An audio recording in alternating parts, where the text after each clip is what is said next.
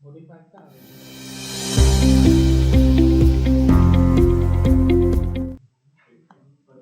हाँ, तो कल हमने पढ़ा था inventory valuation and costing. Module 5 को कल शुरू किया था हमने। क्लास के बीच में 3 बच्चे थे, दुबे और मांझी और राज।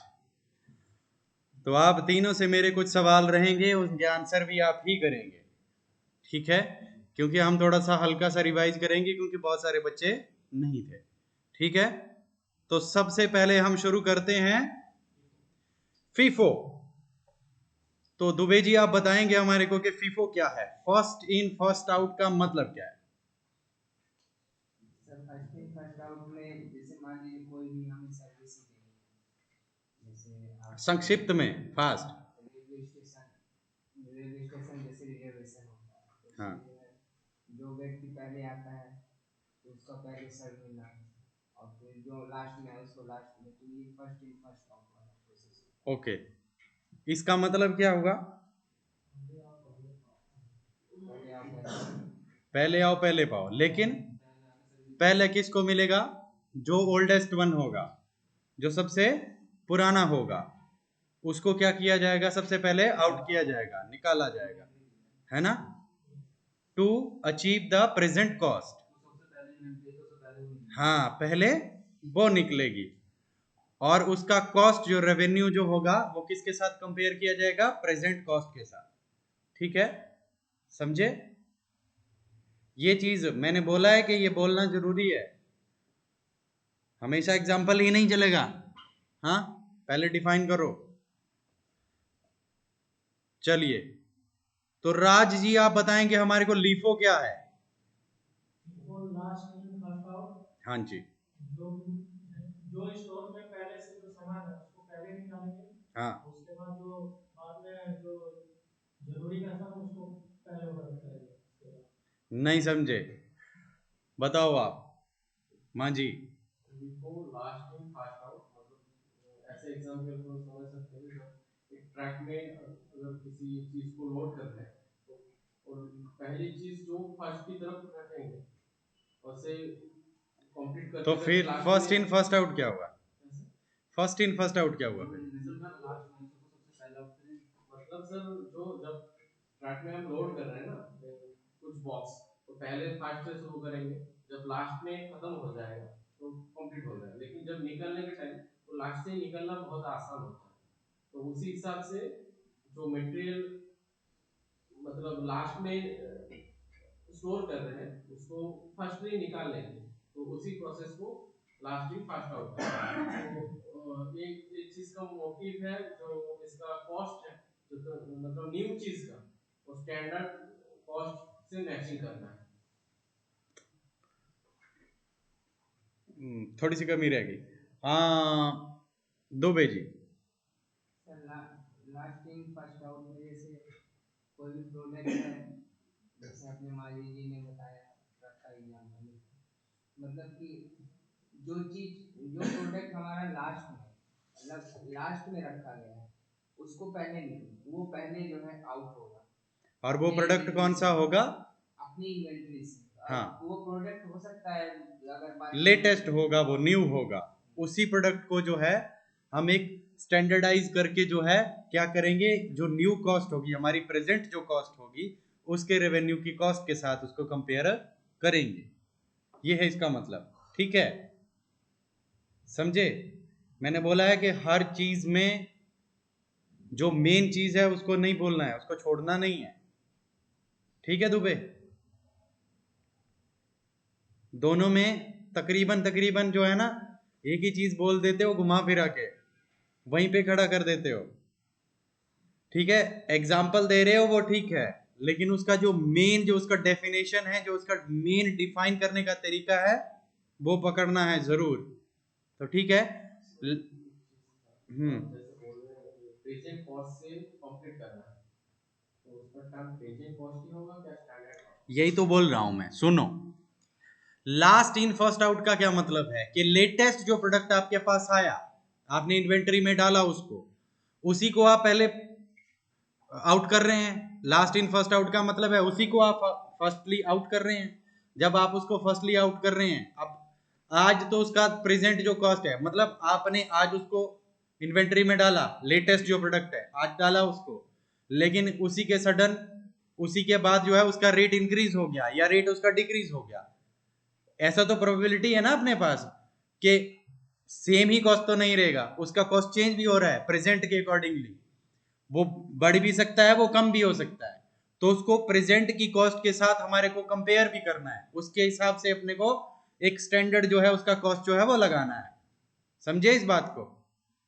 ये मैं बोल रहा हूँ। तो मुझे लगता है स्टैंडर्ड ही अच्छी था, क्योंकि प्रेजेंट कॉस्ट मतलब प्रेजेंट प्राइस तो फिर उसका स्टैंडर्ड कॉस्ट हमारे को जरूरी हो जाता है। क्यों जरूरी हो जाता है स्टैंडर्ड? इसीलिए, जैसे आप बोल रहे हैं कि स्टैंडर्ड एक सही टर्म रहेगा, स्टैंडर्ड इसीलिए सही रहेगा, आप इस चीज को इस तरीके से समझो, लेकिन इस तरीके इसको ये बोलना जरूरी है कि लेटेस्ट जो अभी जो प्रोडक्ट आया, जो प्रेजेंट में आया, उसी को प्रेजेंट के साथ आपने जो है कंपेयर करना है उसकी कॉस्ट को, ये बोलना जरूरी है।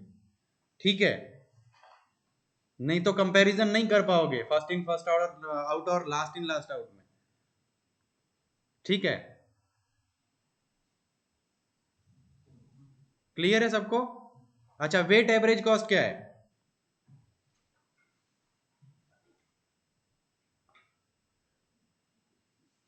Dubey ji? Wait average cost sir जैसा होता है कि मतलब कि अलग अलग डाटा ले लीजिए, मतलब कि कॉस्ट अलग अलग इन्वेंट्री ले लीजिए तो वेट निकालते हैं उसमें कि अगर जिस मान लीजिए कि फोरकास्टिंग हम कर रहे हैं तो फोरकास्टिंग में जैसे कोई 10 आइटम है, एग्जाम्पल नहीं, सीधा बताओ, एग्जाम्पल नहीं देना है, सीधा बताओ उसको डिफाइन करके। वेट एवरेज कॉस्ट में सर वेट निकालते हैं और उसका वेटेज के हिसाब से एक एवरेज निकालते हैं, उसी को बोलते हैं तो मतलब इन्वेंट्री के वेटेज का एवरेज करना है आपको, वो हो गया वेट एवरेज कॉस्ट, कॉस्ट के अकॉर्डिंगली। हाँ हाँ, जैसे कि आपको मैंने एक टर्नओवर का भी आपको बताया था ना, टर्नओवर क्या होता था? टर्नओवर क्या था? चलिए अब पीछे ही चलते हैं। टर्नओवर रेशियो क्या था?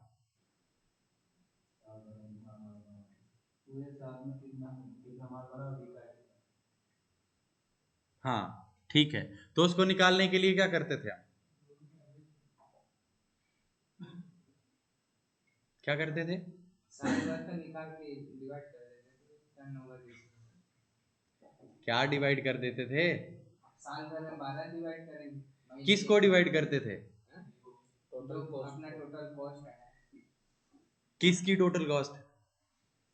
कि हमारे जो हम बेचे हैं। शाबाश शाबाश, है नहीं है तुम्हारा ध्यान, नहीं पढ़ रहे तुम?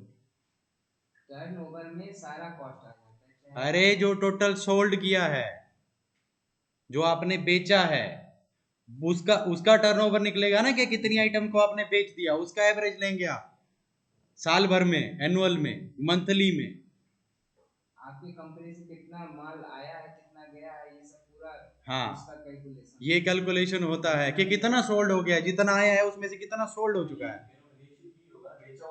आया कितना है वो नहीं है ना, सोल्ड कितना हुआ है वो है। अरे सोल्ड अपॉन, हाँ वो बोल रहा हूं मैं।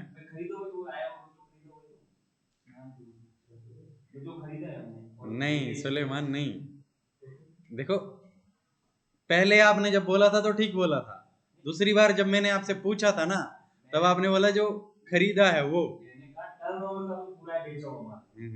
रेशियो के बारे में आपने कहा था ना, रेशियो तो बेचा हुआ है फिर अपॉन वो हाँ खरीदा हुआ है वो। हाँ बिल्कुल ठीक है, क्लियर है ना ये? अच्छा, वेट एवरेज कॉस्ट का क्या मतलब है?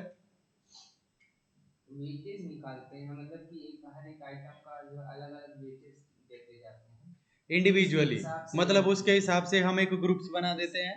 जैसे रिसेंट मान लीजिए पिछले महीने का कोई प्रोडक्ट है रिसेंट है तो उसको वेटेज दे दिए एक, और अगर मान लीजिए इसके पीछे महीने का तो उसको 0.9 दे दिए, इसी तरह वेटेज एवरेज एक निकालते जाते हैं, फिर उसके बाद ठीक, एक पूरा सम करके फिर एवरेज कर देते हैं। ठीक है, आइटम के हिसाब से, अलग अलग आइटम के हिसाब से, ठीक है जी।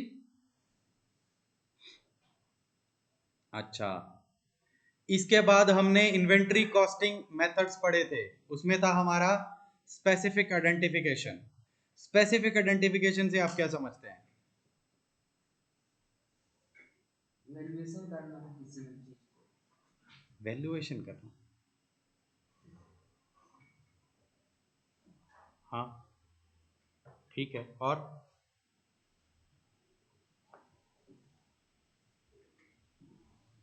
आइडेंटिफिकेशन क्या बता रहा है? आइडेंटिफाई करना, पहचान करना कि कौन सा आइटम है, क्या है वो।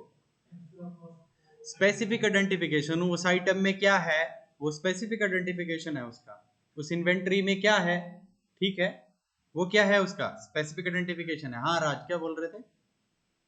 एक्चुअल कॉस्ट को ही आइडेंटिफाई करना होगा। हाँ, एक्चुअल कॉस्ट को जो आइडेंटिफाई करता है, ठीक बोल रहे हो, ठीक है। चलिए, स्टैंडर्ड कॉस्टिंग, ये तो अभी बात की थी स्टैंडर्ड कॉस्टिंग की, यतेंद्र, ये तो अभी बात की थी स्टैंडर्ड कॉस्टिंग की, दशरथ मांझी बात कर रहे थे। चलो समझ तो गए होंगे, कुछ अपना भी दिमाग लगा दोगे? चलो चलो करो।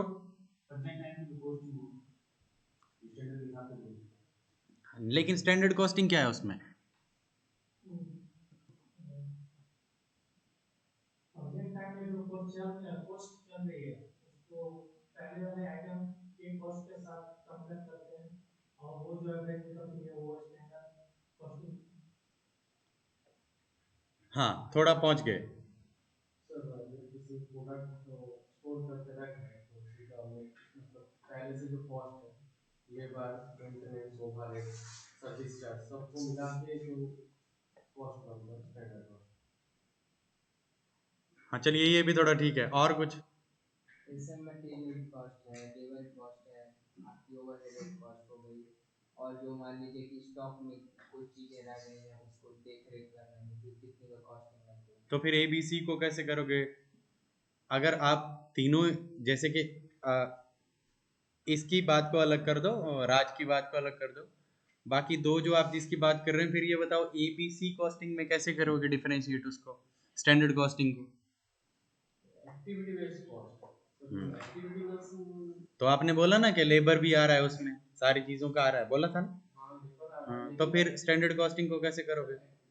सर तो लेबर का अलग चीज है, लेकिन बहुत सारे चीज सर्विस में भी लगता है, जैसे क्लीनिंग, सेफ्टी में बहुत सारे इक्विपमेंट ऐड तो वही तो बोल रहा हूँ कि अगर वो आ रहा है तो ABC को कैसे करोगे फिर डिफरेंशिएट स्टैंडर्ड कॉस्टिंग से? मटेरियल कॉस्ट का मीन्स क्या हुआ कि मटेरियल जो हम खरीद के ले आए उसकी कॉस्ट की बात करें, यहाँ एक्टिविटी की बात हो रही है, आपकी जो मैन्युफैक्चरिंग प्रोसेस है उसकी बात की जा रही है। चलिए मैं थोड़ा सा और बता देता हूँ, आपको इजी कर देता हूँ। मैंने आपको कल बताया था कि क्या होता है कि जैसे कि राज बोल रहा था कि अभी जो कॉस्ट है आपकी, प्रेजेंट जो कॉस्ट है, वो मटेरियल की चेंज होगी, जो आपने स्टोर की थी वो कुछ और होगी। उन सारी चीजों का एक स्टैंडर्ड बना के लेके चलना पड़ेगा आपको। स्टैंडर्ड का मतलब क्या है? उनके बीच की एक कॉस्ट को लेके चलना पड़ेगा। वो क्या है? स्टैंडर्ड कॉस्ट है कि उन ये प्रेजेंट कॉस्ट और ये पास्ट की कॉस्ट, इन दोनों को स्टैंडर्डाइज करना पड़ेगा। आप ऐसा नहीं कर सकते, डिफरेंशिएट सेम प्रोडक्ट में नहीं कर सकते कि एक ही प्रोडक्ट के दो दाम और सेम क्वालिटी का प्रोडक्ट, उसका एक स्टैंडर्ड लेके चलना पड़ेगा, वो है स्टैंडर्ड कॉस्ट। ठीक है, बोलो। नहीं समझे? चलो मैं और बता देता हूं। आपने मान लो आप एक शॉपकीपर हैं, आपने एक जैकेट खरीदी, एक जैकेट जो खरीदी आपने, उस टाइम पे जब आपने खरीदी तो उसकी कॉस्ट थी 10 रुपए, ठीक है। अभी प्रेजेंट की कॉस्ट को देखा तो प्रेजेंट की कॉस्ट होगी 15 रुपए, ठीक है। आपने उसी 15 की कॉस्ट के ऊपर वैसी ही एक जैकेट लेके आए आप, ठीक है। दो जैकेटें होगी अब आपके पास, सेम वैरायटी की, सेम कलर, सेम चीज। अब जब आपने उसको बेचना है तो आप उसको किस तरीके से बेचेंगे? 15 के हिसाब से बेचेंगे कि 10 के हिसाब से बेचेंगे?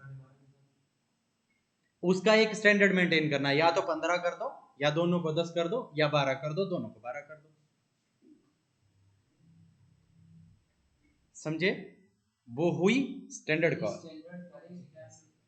स्टैंडर्ड करने के लिए एवरेज करना पड़ेगा ना आपको दोनों की कॉस्ट का, मतलब कि जिसकी वजह से ना तो आपको ना आपको ऐसा ना हो कि आपको लॉस हो, उसको मेंटेन करके चलना पड़ेगा आपको। हमारा सामान भी बिक जाएगा। अगर 15 कर दिए तो 15 ही कर दिया फायदा हो तो फायदा हो जाएगा, आपको बेनिफिट हो जाएगा, वो आपके ऊपर डिपेंड करता है।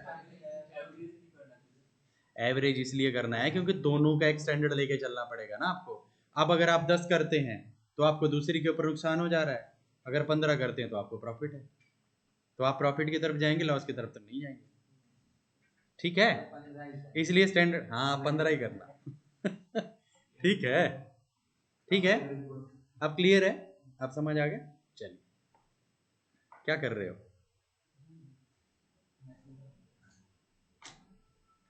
अच्छा, इसके बाद हम आते हैं ABC के ऊपर कि एक्टिविटी बेस्ड कॉस्टिंग क्या है। एक्टिविटी बेस्ड कॉस्टिंग क्या था दुबे जी? एक्टिविटीज जो होती हैं कंपनी में अलग अलग तरीके की, जैसे मैन्युफैक्चरिंग प्रोसेस की एक्टिविटीज हो गया, या मान लीजिए कि हम स्टॉक को कैसे मेंटेन कर रहे हैं, मैनेज कर रहे हैं, इसकी एक्टिविटी हो गई। और जैसे मान लीजिए कि अगर रेंट में दे रहे हैं किसी अपनी ज़मीन लीज में, तो ये भी एक तरह से एक्टिविटी में ही आएगा कि कैसा कितने क्रेडिट एक्टिविटी बेस्ड कॉस्टिंग पूछा है मैंने, एक्टिविटी बेस्ड कॉस्टिंग पूछा है मैंने। यही एक्टिविटी होती है कंपनी में।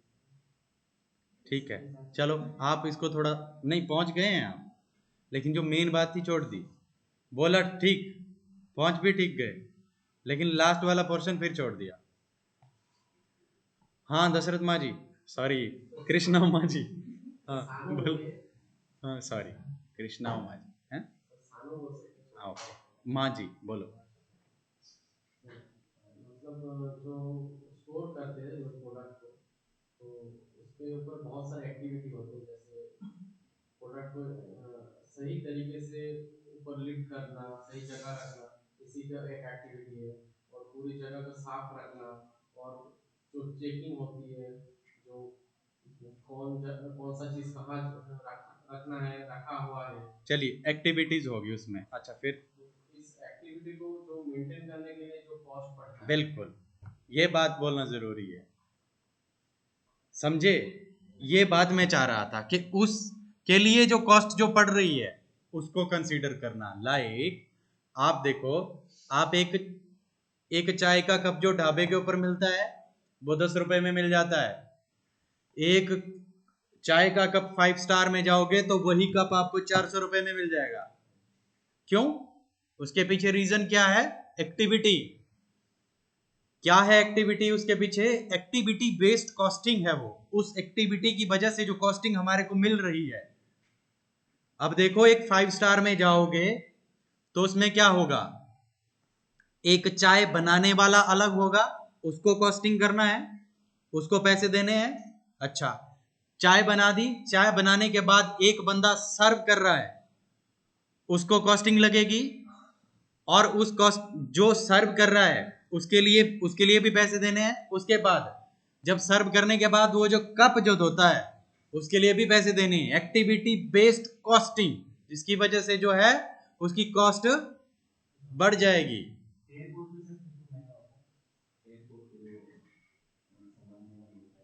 वो भी एक्टिविटी बेस्ड है,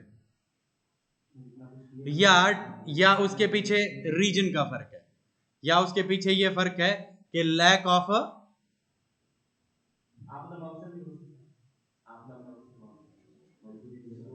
ऑफ रिसोर्सेज, कि अगर आप एयरपोर्ट के ऊपर जाओगे तो वहां पे नहीं मिलेगा कोई और सोर्स आपके ऊपर, आपके पास नहीं मिलेगा, तो आपको चीज महंगी देगा वो। हाँ नहीं मान जाएगी वो अलग होगा। ठीक है, एयरपोर्ट में बैकअप सोर्सेज पे क्या हो सकता है सर? वहाँ तो खुद एक अच्छा एरिया, चाय की दुकान एक ही है वहां पे, ये बोल रहा हूं मैं। वो तो सर बिजनेस पर्पस से हो सकता तो है। मैं बिजनेस, हम बात किसकी कर रहे हैं? बिजनेस पर्पस से ही कर रहे हैं। स्टैंडर्ड ऑफ बिजनेस चलिए रिवीजन में इतना टाइम 22 मिनट हो गए, चलो अच्छा।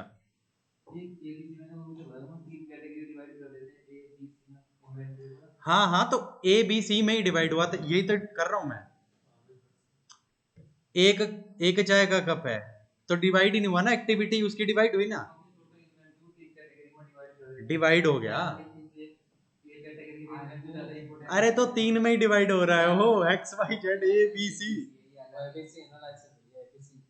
अरे वही एक्टिविटी बेस्ड है वो, कि एक एक आइटम, एक इन्वेंट्री को जो है हम 3 चीजों में डिवाइड कर दे रहे हैं, एक्टिविटी के बेस्ड के ऊपर उसको डिवाइड कर दिया जा रहा है कि उसके लिए डिफरेंट डिफरेंट एक्टिविटी के लिए क्या कॉस्टिंग पड़ रही है।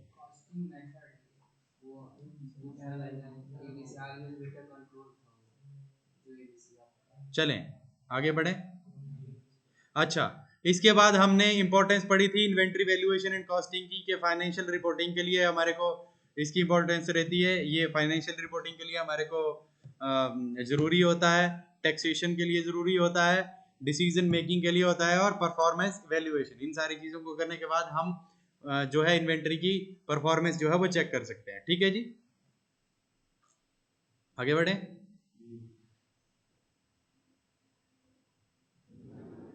अच्छा, तो अब हम बात करते हैं cost of quality and it's impact on inventory cost. तो ये टाइटल भी लिख लें और इसके बीच के में जो सब टाइटल हैं उनको भी लिख लें। पहले हम बात करेंगे प्रिवेंशन कॉस्ट की।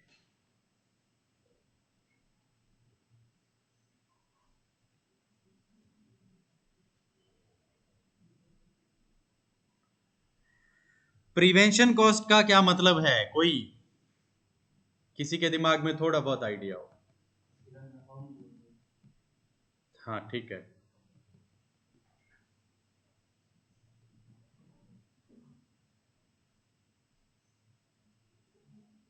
सब प्रिवेंशन कॉस्ट का सबसे बेस्ट एग्जांपल मतलब मेरे को लगता है कि वो कोल्ड स्टोरेज जो होते हैं, कोल्ड स्टोरेज जो वेजिटेबल्स और फ्रूट्स को लंबे टाइम तक सरवाइव करने के लिए जो आर्टिफिशियल एनवायरनमेंट दिया जाता है, तो वो भी एक प्रिवेंशन कॉस्ट के अंदर आ सकता है।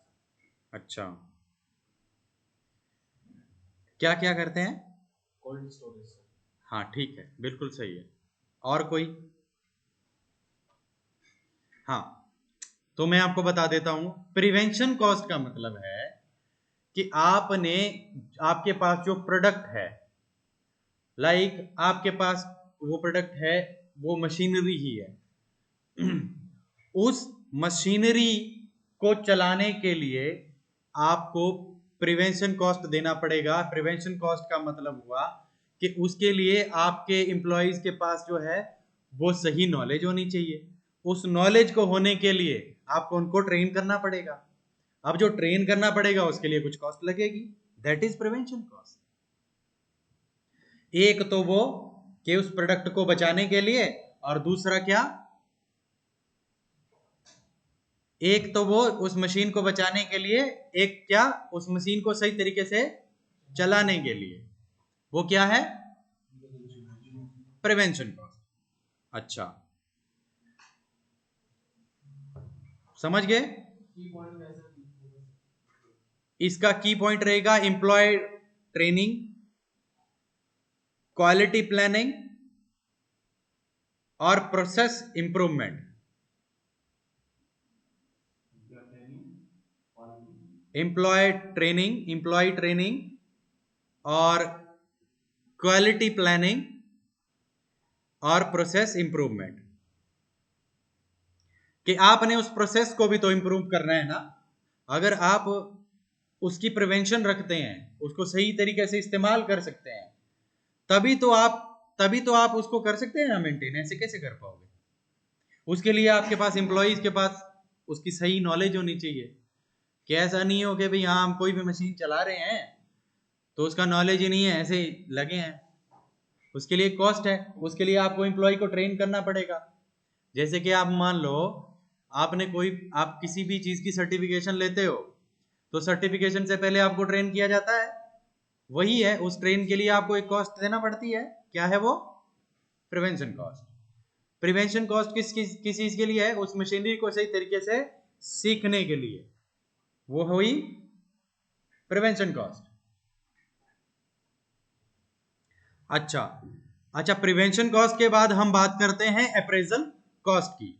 अप्रेजल जो कॉस्ट होती है वो क्या होती है कि वो जो प्रोडक्ट है आपका या वो जो इन्वेंट्री है आपकी, उसको डिफेक्ट से बचाने के लिए जो हम कॉस्ट देते हैं वो होती है अप्रेजल कॉस्ट। लाइक हम उसके ऊपर इंस्पेक्शन जो करते हैं, डिफरेंशिएट कर पाओगे इसको, प्रिवेंशन कॉस्ट को और अप्रेजल कॉस्ट को? कैसे डिफरेंशिएट करने का एक सिंपल सा देख लेना, इसके बीच में एक बड़ी पतली सी लाइन है, उसको पतली सी दीवार को समझो। प्रिवेंशन कॉस्ट है कि हम जब उस प्रोडक्ट को बनाएंगे उसके लिए एक एम्प्लॉय को ट्रेन करेंगे ताकि वो उस चीज को सीखें। अब वो सीख चुके हैं, लेकिन अप्रेजल कॉस्ट के अंदर क्या आएगा? अप्रेजल कॉस्ट के अंदर आएगा कि उसकी इंस्पेक्शन करना, किसकी?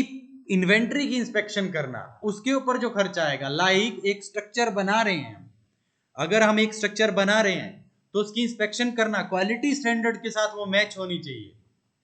इसके लिए क्या है? एक इंस्पेक्शन करने के लिए, टेस्टिंग करने के लिए, ऑडिट करने के लिए जो खर्चा आएगा वो क्या आएगा? आपका अप्रेजल कॉस्ट में आएगा। Prevention cost before production, appraisal cost during production. हाँ, इस तरीके से भी बोल सकते हैं, बिल्कुल। कैसे? अरे इन्वेंट्री क्या है? इन्वेंट्री में भी तो प्रोडक्शन कर रहे हो ना। इन्वेंट्री जब भंडार जो है, जो आप लेके आ रहे हैं, उसको भी तो आप भंडार में लेके आएंगे ना। पहले ऐसा थोड़ा ना है कि ऐसे ही मतलब आप शुरू हो जाएंगे। मैन्युफैक्चरिंग के लिए भी तो आपको इन्वेंट्री चाहिए कि नहीं चाहिए? चाहिए कि नहीं? मैन्युफैक्चरिंग के लिए भी तो आपको इन्वेंट्री चाहिए ना। या आप जो इन्वेंट्री जो है उसके थ्रू जो है आप जो भी प्रोडक्ट है उसकी आपने, या मशीन है, उसको आपने जो है तो सीखना है, उसके लिए एक कॉस्ट चलेगी। या उस प्रोडक्ट के ऊपर आपको कोई इंस्पेक्शन करनी है, उसका क्वालिटी के स्टैंडर्ड को समझना है, उसके ऊपर एक कॉस्ट चलेगी। अब वो जो है उस इन्वेंट्री के अंदर जो भी मटेरियल आएगा, उस मटेरियल का सही रख रखाव को समझना है। इन्वेंट्री के अंदर मटेरियल होगा, इन्वेंट्री के अंदर जो मटेरियल होगा, उस भंडार के अंदर जो मटेरियल होगा, उसके अंदर ये दोनों कॉस्ट आएगी कि नहीं? क्वालिटी के पैरामीटर के अकॉर्डिंगली बन रही है कि नहीं, फिट हो रही है कि नहीं? हाँ, तो बिल्कुल वही तो बोल रहा हूं मैं। ठीक है, अब तो जैसे एक एग्जांपल बोल सकते हैं। जी जैसे जो आपके एयरक्राफ्ट में आया था ना रसिया से, तो पहले इंडियन जो पायलट था, हाँ उन लोगों को ट्रेनिंग करने के लिए भेज दिया था। हाँ ठीक है। अब जब वहां से एयरक्राफ्ट लेके आ रहे थे, तभी इंडियन पायलट ही लेके आ रहे थे। तो वो आफ्टर ट्रेनिंग के बाद वो तो अपना एग्जीक्यूशन कर रहे हैं, मतलब लेके आ रहे हैं और यूज कर रहे हैं। अच्छा, चलो एक और देता हूं मैं। चलो एग्जाम्पल की, अगर इस तरीके से आपको एग्जाम्पल चाहिए तो मैं दे देता हूं। राम सेतु मूवी देखी है किसी ने?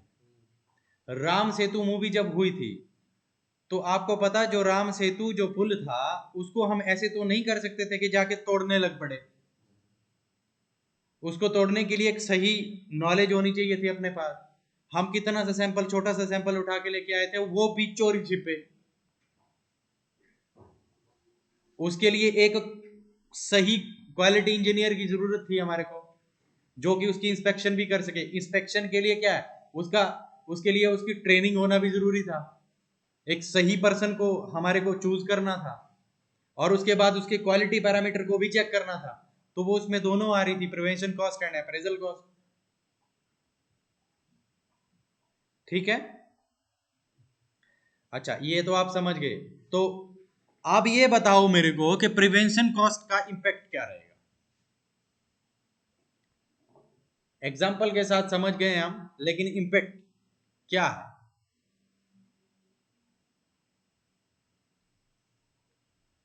विशाल,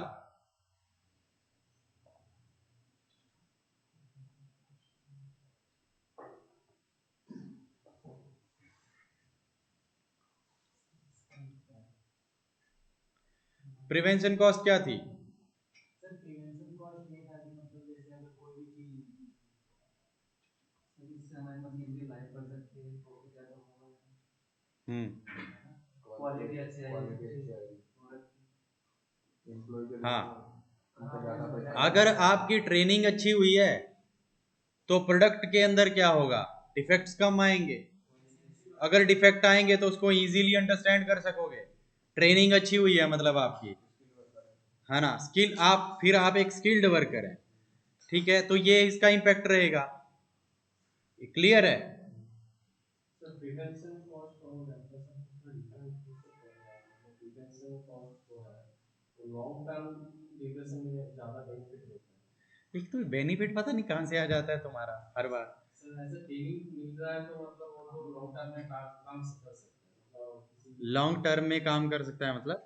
अगर किसी लेबर को सही काम के लिए ट्रेनिंग करते हैं तो वो तो लॉन्ग टर्म में अपना बेनिफिट देगा। हाँ, और किसी जो ड्यूरिंग प्रोडक्शन में आप बेनिफिट मांग रहे हो तो किसी को भी हायर कर सकते हो, मतलब इंस्टेंट वो बेनिफिट है। इंस्टेंट बेनिफिट है। अच्छा, पर मैं हो सकता क्लियरली है, उस मैंने चीज को आपसे नहीं, पूछा है, हो भी सकता है, नहीं हो सकता। नहीं नहीं, मैं इस चीज को क्लियरली समझ नहीं पा रहा हूँ कि आप बोलना क्या चाह रहे हैं। फिर से एक बार बोलो।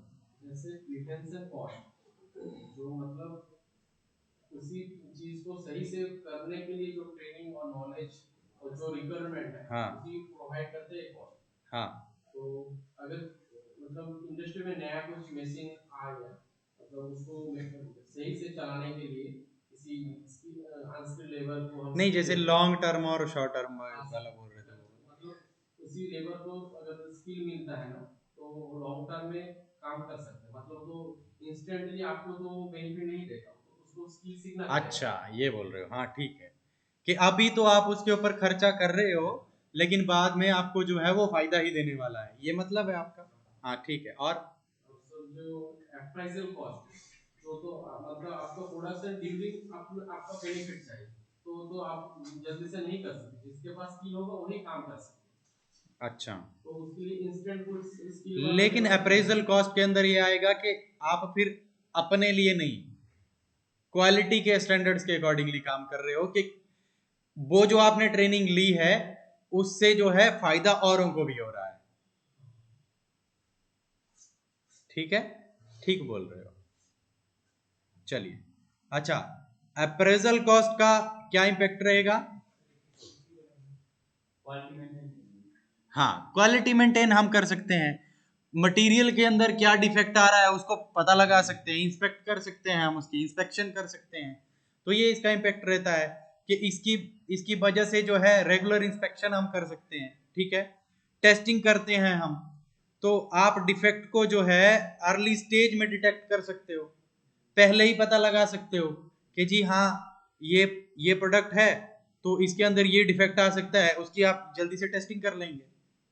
मतलब अभी डिफेक्ट एक प्रोडक्ट में अगर देखो, मैन्युफैक्चरिंग प्रोसेस किस तरीके से होती है कि आपने एक प्रोडक्ट बनाया, उसी के ऊपर आपने टेस्ट कर लिया, उसके बाद आपने प्रोसीड किया, या ऐसा थोड़ा ना है कि आप एक ही बार में 100-200 प्रोडक्ट बनाएंगे और फिर उसकी टेस्टिंग करेंगे, नहीं, पहले एक प्रोडक्ट बनाएंगे, उसकी टेस्टिंग होगी कि क्वालिटी पैरामीटर के हिसाब से ये फिट बैठ रहा है, इन्वायरमेंटल के हिसाब से ये फिट बैठ रहा है, सारी जो भी उसके क्वालिटी पैरामीटर आएंगे उसके हिसाब से फिट बैठ रहा है कि नहीं बैठ रहा है, तो उसको हम इजीली डिटेक्ट कर लेंगे कि इसके अंदर ये डिफेक्ट आ रहा है। तो ये इसका अप्रेजल कॉस्ट का इंपैक्ट रहेगा, ठीक है, समझ गए? चलिए, अब आता है हमारे पास activity based costing applied to material management. Activity based costing क्या थी?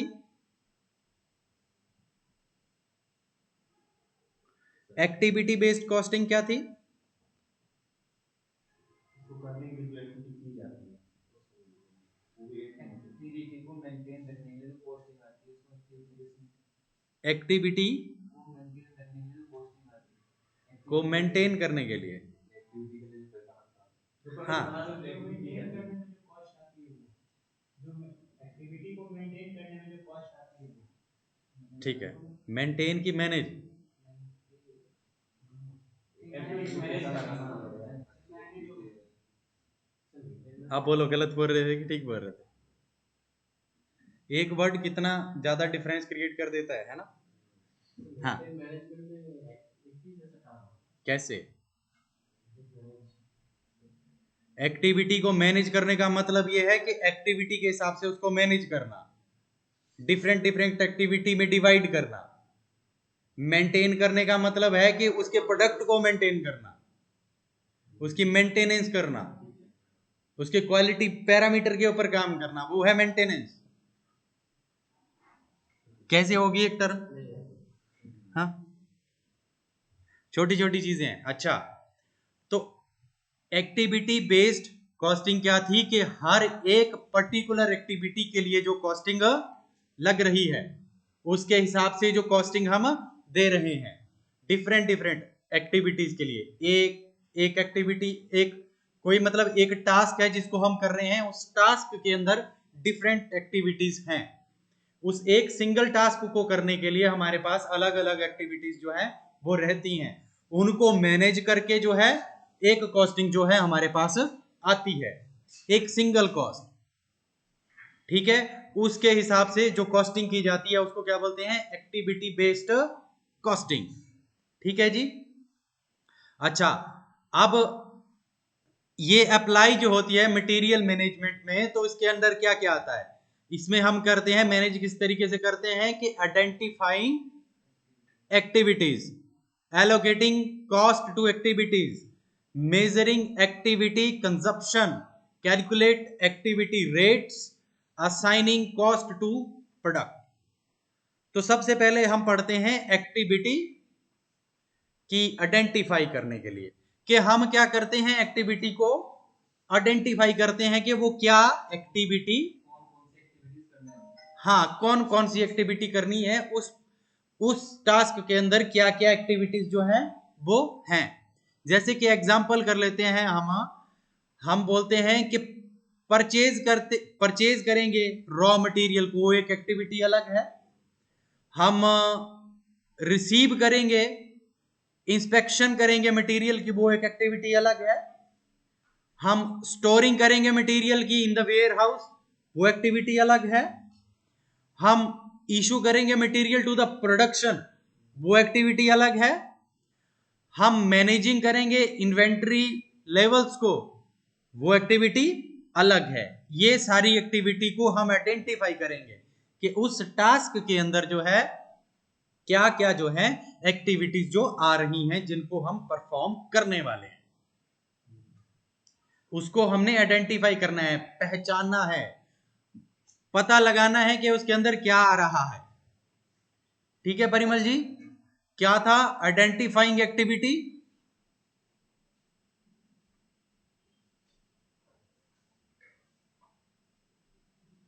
No response. टास्क में हम कौन कौन सी एक्टिविटीज करें? हाँ,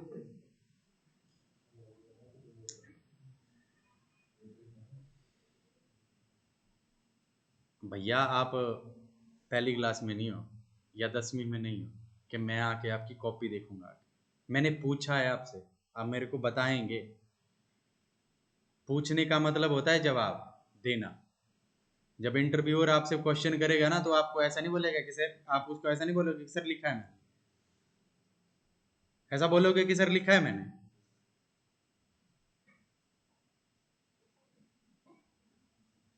प्रोफेशनल हो यार, थोड़ा अच्छे से आंसर किया करो। हाँ, तो क्या थी आइडेंटिफाइंग एक्टिविटीज परिमल? जब तक कॉन्फिडेंस नहीं आएगा मैं नहीं छोड़ूंगा। बोलो। आइडेंटिफाई करना, पहचान करना। क्या करना? पहचान करना। कि मान लो आप एक चाय बना रहे हैं, है ना? चाय बनाने के लिए आपको क्या क्या करना पड़ रहा है, आप एक्टिविटी किस तरीके से कर रहे हैं। आप चाय बनाना, आपको एक टास्क दिया कि आपने एक चाय बनानी है। उस चाय को बनाने के लिए जो एक्टिविटी चल रही है, क्या एक्टिविटी होगी कि आपने एक पैन उठाया, आपने स्टोव ऑन किया, आपने गैस को ऑन किया, उसको जलाया। इधर आपने एक गैस को चलाया, एक्टिविटी हुई, वो क्या किया आपने? गैस को जलाया, ऑन किया, बर्नर को ऑन किया, वो क्या हुई? पहली एक्टिविटी। फिर आपने उसके अंदर पानी डाला, दूसरी एक्टिविटी। उस पानी को डालने के बाद जब उसमें बॉईल हुआ, बॉईल होने के बाद उसके अंदर चाय पत्ती डाली, तीसरी एक्टिविटी। चाय पत्ती को डालने के बाद उसके अंदर चीनी डाली, चौथी एक्टिविटी।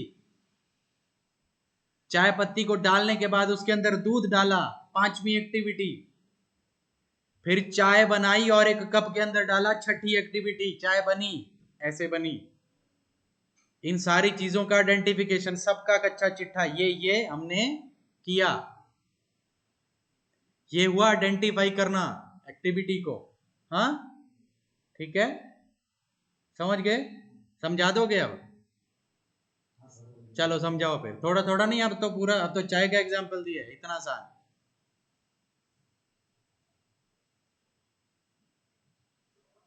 एक्टिविटी यह है सर, अगर हम लोग कोई भी काम करते हैं, जैसे कोई भी मान लो जो फैक्ट्री में कोई काम करता है, वर्कर है, और बहुत तरह का मशीन होता है, जो एक्टिविटी के हिसाब से काम होता है। हाँ तो मान लो कई कई काम होता है, कोई अगर यहाँ काम कर रहा है, कोई लेथ मशीन में काम कर रहा है, हाँ कोई CNC में काम कर रहा है, हाँ अलग अलग एक्टिविटी है। हाँ कोई ड्राइंग के लिए काम कर रहा है, हाँ और कोई कटिंग टूल में काम कर रहा है, कोई ग्राइंडिंग में काम कर रहा है। हाँ। सबका अलग अलग ये होता है, प्रोसेस होता है। और वो काम किस चीज के लिए हो रहा है? इस चीज के हो रहा है, सबका आइडेंटिफिकेशन होगा काम का। एक पर्टिकुलर टास्क, जिस पर्टिकुलर टास्क के लिए वो काम हो रहा है, उसका एक टास्क रहेगा और उसके अंदर वो एक्टिविटीज रहेंगी कि हम क्या क्या कर रहे हैं। ठीक है, समझ गए ना? अब बोलना है, अब चुप नहीं रहना है। गलत बोलो कोई दिक्कत नहीं है, गलत बोलो कोई दिक्कत नहीं है, पर टालना नहीं है, ना खुद को टालना है ना ट्रेनर को टालना है। ठीक है? ठीक है, शाबाश। चलिए, अब इसके बाद हम बात करते हैं कि एलोकेटिंग करेंगे हम कॉस्ट टू एक्टिविटीज, कि एक्टिविटी को एलोकेट करेंगे हम कॉस्टिंग के हिसाब से। हाँ बिल्कुल सही, सही पकड़े हो, एकदम सही। जड़ से, जड़ से पकड़ने का मतलब क्या है कि जो एक्टिविटी आप परफॉर्म कर रहे हैं उसके लिए जो है वो क्या कॉस्ट देना पड़ रही है, उस एक पर्टिकुलर एक्टिविटी के लिए, उस टास्क के अंदर जो एक्टिविटीज आ रही हैं उनके लिए क्या कॉस्ट दी जा रही है, वो क्या आई? Allocating cost to activities. क्यों सुनील जी, बताइए मेरे को, आइडेंटिफाइंग एक्टिविटीज क्या था? सर उसमें जैसे कोई टास्क हो गया सर, हाँ, तो उसमें सर कौन सा हम काम कर रहे हैं सर, मतलब किस पोस्ट पे। शाबाश, ठीक है, बढ़िया। देखो बड़ा सिंपल से वे में आंसर कर दिया, इतना ज्यादा बोला ही नहीं। हर एक्टिविटी के लिए कॉस्ट अलग अलग रहेगी ना? बिल्कुल, हर एक्टिविटी के लिए कॉस्ट अलग रहेगी, क्यों नहीं रहेगी? आप एक चाय बनाने के लिए पत्ती डाल रहे हो, उसके अंदर जो चाय डाल रहे हो उसके लिए क्या है, उसके लिए अलग कॉस्ट रहेगी। लेकिन इसमें तो मॉडल 5 इन्वेंट्री सर, इसमें जो मॉडल में यूज करेगा उसी में ना सर ये रूल्स हम फॉलो करेंगे। हाँ जी, सर जैसे ये मॉडल 5 है सर, तो इसमें क्या रूल्स फॉलो करेंगे वहीं करेंगे, तो दूसरा डिपार्टमेंट कहाँ पे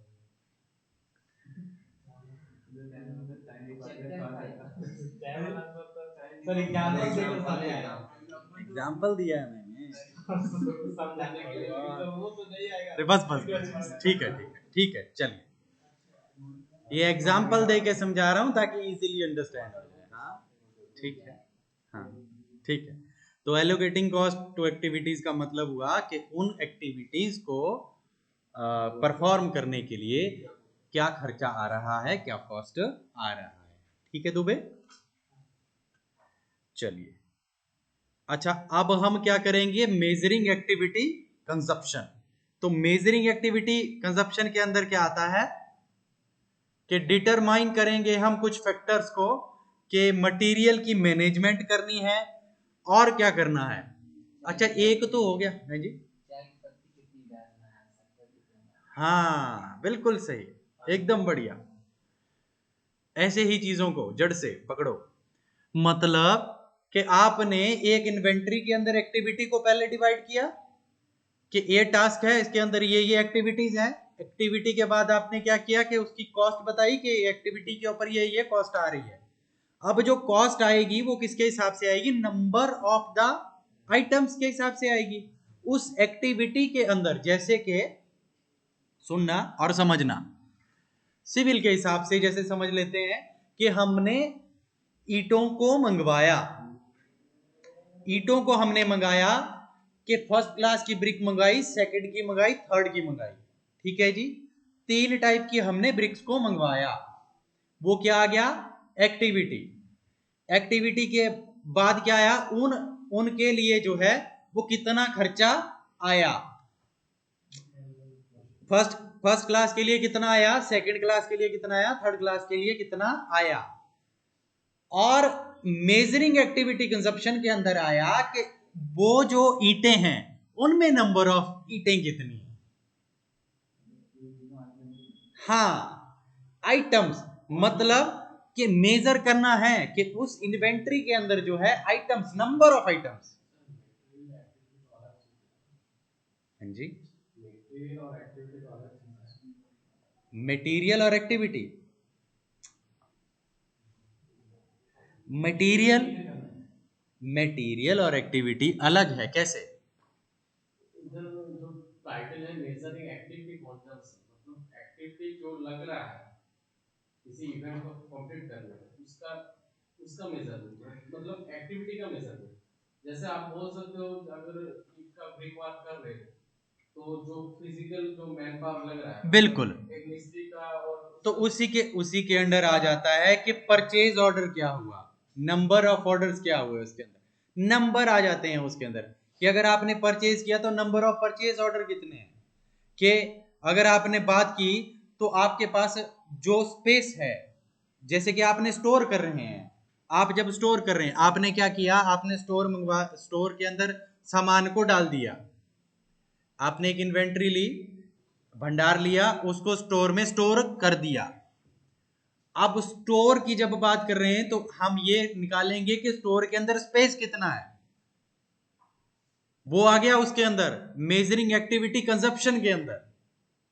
समझ रहे हो? तो एक्टिविटी के लिए जो चीज लगेगा सब चीज का, हाँ, उसका जो कंजप्शन हो रहा है उसके अंदर जो, लाइक जैसे कि मैं बता तो रहा था कि जैसे कि हम इसी की बात कर देते हैं, ईंटों की ही बात कर देते हैं। तो ईंटों का हमने इतनी क्वांटिटी में ईंटें मंगवा दी, उस क्वांटिटी के अंदर नंबर्स ऑफ ईंटें कितनी है, वो नंबर्स ऑफ ईंटें जो है वो कहाँ पे कितनी जगह पे रखी जा रही हैं, उसी के हिसाब से तो आप स्टोर को मैनेज कर पाओगे। ऐसे कैसे करोगे कि इतने एरिया के अंदर ये आइटम आ रही है, उसी के थ्रू तो कैलकुलेट करोगे, ऐसे कैसे करोगे? तो तभी क्या करोगे, मेजरिंग एक्टिविटी कंजप्शन कर पाओगे, ऐसे तो नहीं कर पाओगे। या number of material issue to the production, ठीक है। और ये क्या बताता है हमारे को, इन्वेंट्री टर्नओवर रेट। इससे क्या समझे, इन्वेंट्री टर्नओवर रेट अब आएगा, वो अब आएगा खरीदने वाला। हाँ, किस रेट से, अरे कितना स्टॉक हमने, कितना स्टॉक में डाला, कितना वैल्यूएबल है हमारे पास, वो इन्वेंट्री टर्नओवर। ठीक है जी दुबे? टर्नओवर तो यही है कि कितना आया और कितना गया। हाँ, रेट उसका, किसी भी कंपनी का टर्नओवर निकालते तो इन्वेंट्री का टर्नओवर का मतलब हाँ कितना आया और कितना गया, लेकिन हाँ किस रेट से आ रहा है, मतलब ये इन्वेंट्री के अंदर आप जब आप भंडार लेके आ रहे हैं ना, तो उसके अंदर टर्नओवर का रेट का मतलब क्या हुआ, टर्नओवर मतलब कितने रेट में आ रहा है वो। अब आपने इन्वेंट्री भंडार करना है, आपने स्टोरेज करना है वो, और स्टोरेज के बाद उसको निकालना है, तो उसके अंदर कितने रेट में कितना रेट आया, कितने में कितना आ रहा है आपके पास इन्वेंट्री, और कितना जा रहा है, वही हुआ, आ रहा है और जा रहा है। कि मतलब आपके पास इतना इन्वेंट्री अभी आया, उसके बाद आपने कितना इन्वेंट्री निकाल दिया, वो क्या हुआ, उसका टर्नओवर। तभी निकाल पाओगे ना, उसका टर्नओवर का मतलब क्या हुआ कि कितना आउट हो गया। ठीक है जी, कोई इसमें दिक्कत? मतलब सर पूरा जितने भर पैसा लगता है तो कंपनी में, जो हम कितना सामान खरीद के ले आए पैसे, अपने सामान में मेरा प्रॉफिट किया, तो ये पूरा पैसा जो है ना, ये टर्नओवर नहीं आता है।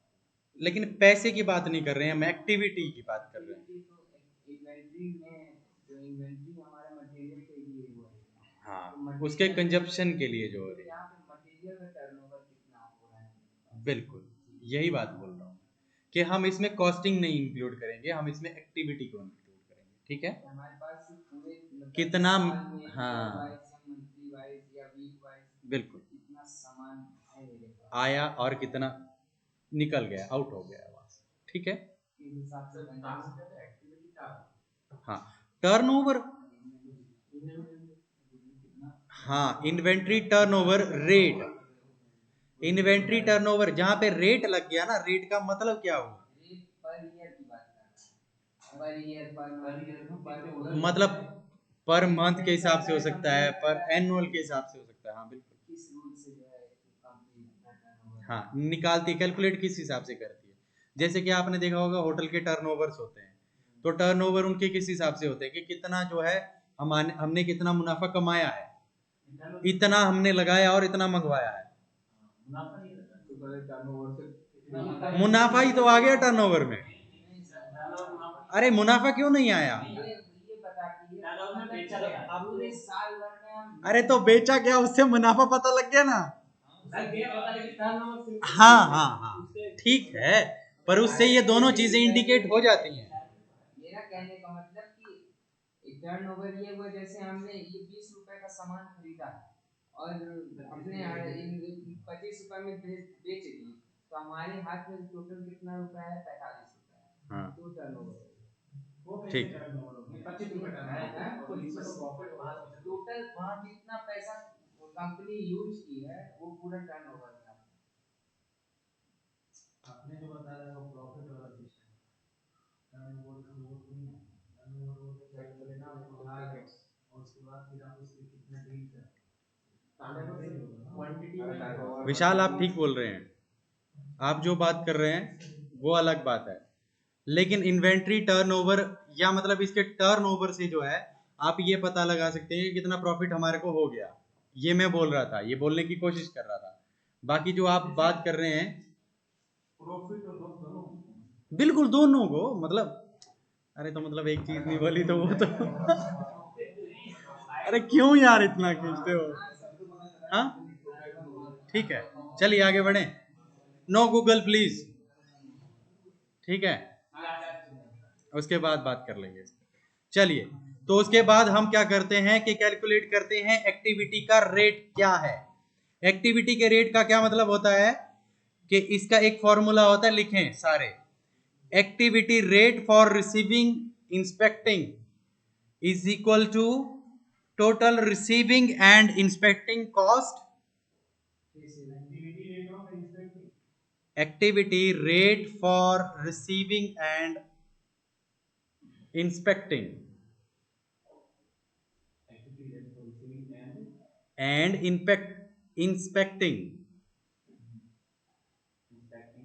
is equal to total receiving and inspecting cost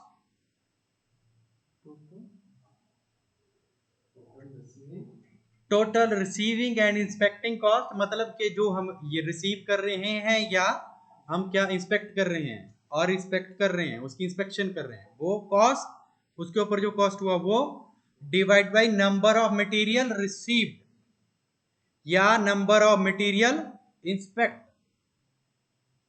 ठीक है, dividing by number of material, materials लिखेंगे इसमें, मटेरियल्स रिसीव्ड अच्छा, या यही अगर हम इसी की बात करते हैं, एक्टिविटी रेट फॉर स्टोरिंग क्या हो जाएगा, टोटल स्टोरिंग होगी, उसको डिवाइड कर देंगे हम वेयर हाउस जो होगा उसकी स्पेस यूटिलिटी से, हाँ उसकी कैपेसिटी कितनी है, ठीक है। तो ये क्लियरली आपको शायद इससे कैलकुलेट कर लेंगे आप, अगर कोई न्यूमेरिकल आएगा तो कर लोगे।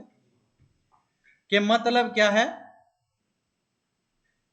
मतलब क्या है इस बात का, इस बात का ये मतलब है कि हमने जो भी आइटम जो है वो रिसीव की है या इंस्पेक्ट की है, उसके ऊपर क्या उसका रेट क्या रहा है, उसको निकालने के लिए हम क्या करेंगे कि उसका जो टोटल होगा उसके ऊपर जो कॉस्ट लगेगी वो divided by the number of materials जो होंगे जो हमने इंस्पेक्ट किए हैं या हमने रिसीव किया, ठीक है। वो क्या रहेगा उसका एक्टिविटी का रेट, ठीक है जी।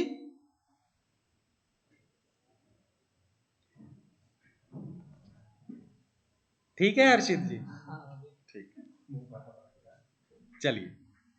अच्छा, अब असाइनिंग कॉस्ट टू प्रोडक्ट्स। अच्छा, इन सारी चीजों को करने के बाद हम क्या करते हैं कि हम जो हैं असाइन कर देते हैं कॉस्ट को प्रोडक्ट के लिए, प्रोडक्ट के लिए कॉस्ट जो है हम असाइन कर देते हैं कि हाँ बिल्कुल। जब ये सारे हमने आइडेंटिफाई कर दिया एक्टिविटी को कि भैया ये एक्टिविटी हुई, फिर उसके बाद उसकी एक्टिविटी के ऊपर कॉस्ट को कर दिया, फिर हमने ये कर दिया कि उसके कंजप्शन क्या हो रही है, किस तरीके से स्टोरेज हो रही है, उसके हिसाब से हमने क्या किया कि एक्टिविटी का रेट क्या रह रहा है, उसके ऊपर क्या कॉस्ट आ रही है, हर एक रिसीविंग के ऊपर, स्टोरिंग के ऊपर, वो हमने कैलकुलेट कर लिया। तो उसकी वजह से हम जो क्या है ओवरऑल कैलकुलेशन कर लेंगे। जब ओवरऑल कैलकुलेशन हमारे पास हो जाएगी तो हम प्रोडक्ट की जो है वो कॉस्ट जो है वो डिसाइड कर सकते हैं, असाइन कर सकते हैं, फाइनल कॉस्ट जो है वो हम डिसाइड कर देते हैं, ठीक है जी। कोई दिक्कत? हाँ जी। अच्छा, आगे बढ़े, इतना ही, चलिए तो आज के लिए इतना ही।